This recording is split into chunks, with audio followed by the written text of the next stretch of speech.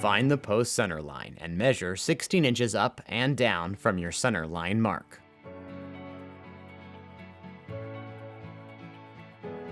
With a 1/2 inch bit, drill the hole, then screw in your hinges, leaving a 1-inch gap. First, loosely install U-brackets.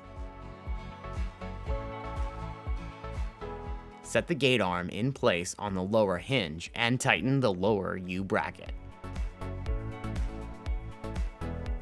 Slide the upper U-bracket in place and tighten that too. Insert a crossbar into the gate arm. Repeat with the second crossbar at the bottom. Loosely insert the latch side gate arm and expand until there's a 1-inch gap.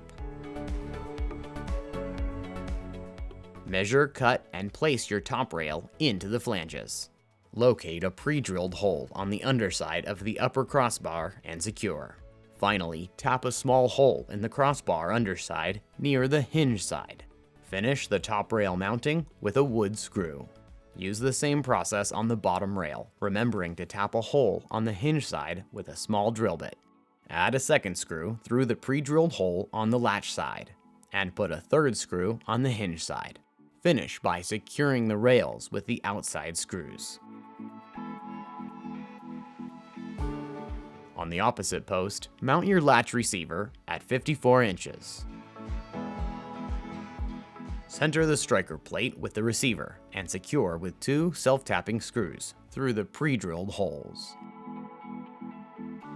First, loosen the turnbuckle until just a few threads are exposed on each end. Locate the pre-drilled hole on the upper inside corner of your gate. Insert the hook of the turnbuckle. On the opposite, lower corner, build a loop by sliding the cable end into the cable clamp. Pull slack and reinsert the cable end to create a 1-inch loop. Insert the S hook into the pre-drilled hole, then attach the cable loop and tighten clamp. Last, trim off the excess cable. Set a level on the top rail, then tension the cable's turnbuckle to raise or lower. Add the fence pickets and you're done. Simple as that. For questions or customer service, call Jewett Cameron at 800-955-2879 and our team will be happy to help.